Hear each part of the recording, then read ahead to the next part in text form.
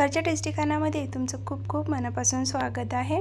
आज मी तुमच्यासोबत शेअर करणार आहे तुरीचा उसळ। त्यासाठी ते मी 2 वाटी इतकी तुरी घेतली आहे। ती ओव्हरनाईट भिजत ठेवलेली होती। बघा छान अशी फुगलेली आहे, व्यवस्थित भिजून रेडी झालेली आहे इथे तुरी। सगळ्यात आधी इथे मी बॉईल करून घेणार आहे तुरीला। डायरेक्ट फोडणी घालणार तर लवकर शिजणार नाही, त्यासाठी मी आधी 3 शिट्ट्या कुकरमध्ये करून घेते। मी कुकरमध्ये हे आपण भिजत ठेवलेली तूर ॲड करून कुकर लावून घेते आणि 3 शिट्ट्या येईपर्यंत शिजवून घेणार आहे। जोपर्यंत आपलं तिकडे शिजत आहे तूर, तोपर्यंत आपण इकडे भाजीची तयारी करून घेऊया। त्यासाठी इथे मी 10-12 लसणाच्या कळ्या घेतलेल्या आहे, थोडीशी अद्रक घेतलेली आहे, 6-7 इथे मिरच्या घेतलेल्या हिरव्या, थोडंसं कढीपत्ता, 1 टोमॅटो आणि 2 कांदे घेतलेले आहे। आता मी हे सगळं बारीक कापून घेते। बघा इथे स्लाइसमध्ये मी कांदे कापून घेतलेले आहे, मिरची, टोमॅटो सगळं व्यवस्थित कापून घेतलेलं आहे। भाजीची पूर्ण तयारी करून घेतलेली आहे मी उसळसाठी। आणि आता एका खलबत्त्यामध्ये लसूण, अद्रक आणि 1 चम्मच जिरा ॲड करून तोही मी वाटून घेतलेला आहे छान असा बारीक। इकडे मी कढई तापण्याकरिता गॅसवर ठेवलेली आहे आणि त्यामध्ये भाजीला पुरेल इतका तेलसुद्धा ॲड करून गरम करून घेतला आहे। त्यामध्ये अर्धा चम्मच इतका जिरा ॲड करून घेतला आहे। तेल व्यवस्थित गरम झाल्यानंतर त्यामध्ये मी बारीक कापून घेतलेला हा कांदा ॲड करून घेतलेला आहे। कांदा जोपर्यंत लालसर होत नाही, पिंकिश होत नाही, तोपर्यंत आपल्याला फ्राय करून घ्यायचा आहे। बघा इथे कांदा थोडं भाजलेला आहे। आता यामध्ये मी बारीक कापून घेतलेली मिरची ॲड करून घेते, ती सुद्धा 1-2 मिनिटापर्यंत परतून घेते व्यवस्थित।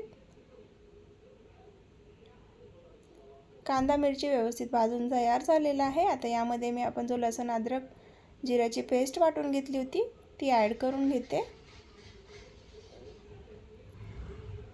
लसूण अद्रक पेस्ट छान असं शिजवून घेऊ, जोपर्यंत त्याचा कच्चा पण जात नाही तोपर्यंत मी शिजवून घेणार आहे याला। इथे लसूण, अद्रक, कांदा, मिरची सगळं शिजून रेडी झालेलं आहे। आता मी त्यामध्ये कढीपत्ता ॲड करून घेते। जर कढीपत्ता आधीच ॲड करून घेतलं असतं तेलामध्ये तर तो जळून गेला असता, त्यासाठी मी कांदे वगैरे भाजून झाल्यानंतर ॲड करून घेतलेलं आहे। इथे सगळं कांदे वगैरे व्यवस्थित भाजून झाला आहे मसाला आपला। आता त्यामध्ये मी बाकीचे मसाले ॲड करून घेते। 1 चम्मच धने पावडर, अर्धा चम्मच हळदी पावडर, 1 चम्मच गरम मसाला, 1 चम्मच लाल मिरची पावडर,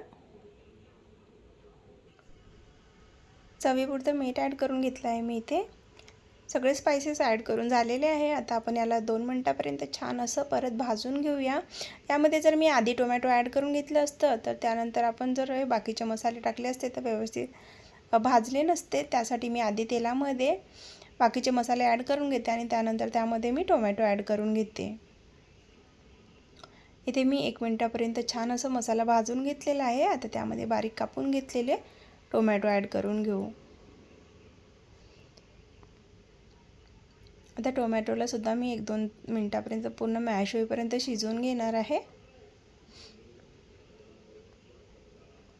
टोमॅटो मॅश व्यवस्थित होणार नाही, त्यासाठी मी यामध्ये थोडंसं पाणी ॲड करून घेणार आहे। आपल्याला इथे जास्त पाणी ॲड करून घ्यायचं नाही आहे, फक्त अर्धा वाटीपेक्षाही थोडंसं कमी पाणी ॲड करून घ्यायचं आहे। आणि आता झाकण लावून छान असं 5 मिनिटापर्यंत हा मसाला शिजवून घेणार आहे।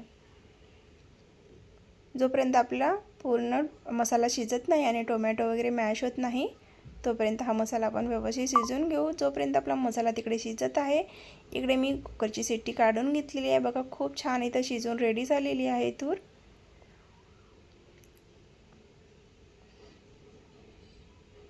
बघा खूप नरमगार अशी शिजवून रेडी झाली आहे। आणि सोबतच आता आपला तिकडे मसाला सुद्धा 5 मिनिटं झालेला आहे, मसाला सुद्धा व्यवस्थित शिजून रेडी झालेला आहे।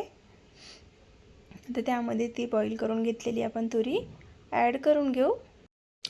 उन्हाळ्यामध्ये भाजीपाला खाऊन कंटाळा आलेला असतो, त्यावेळेला ही रेसिपी नक्की ट्राय करून बघा। याच्यातला मी जो पाणी होता तो मी बाजूला काढून घेतलेला आहे। थोडंसं पाणी आहे पण जास्त पाणी होता तो बाजूला काढून घेतलेला आहे, कारण की मी नंतर वरून ॲड करणार आहे। तेलामध्ये मसाल्यामध्ये फक्त मी ही तुरी ॲड करून घेतलेली, जे बॉईल करून घेतली होती ती, आणि त्यानंतर हे सगळं मिक्स करून घेतल्यानंतर 1-2 मिनिटांनी मी ती तुरीतलं पाणी जो होता तो मी ॲड करून घेणार आहे। बघा जो पाणी मी काढून घेतलेला होता तोच पाणी मी यामध्ये ॲड केलेला आहे।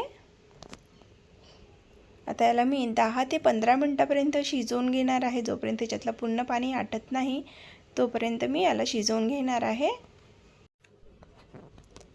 जर तुम्हाला पोळीसोबत खायचं असेल तर तुम्ही थोडंसं यामध्ये रस्साही ठेवू शकता, पण मी याला पूर्ण ड्राय करून घेणार आहे, एकदम पाणी ठेवणार नाही आहे। बघा इथे 15 मिनटं शिजून झालेले आहेत।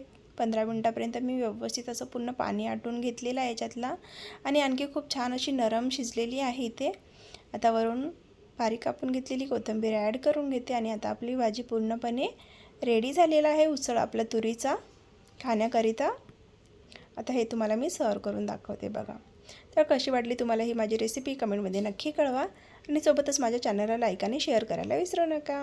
थँक्यू।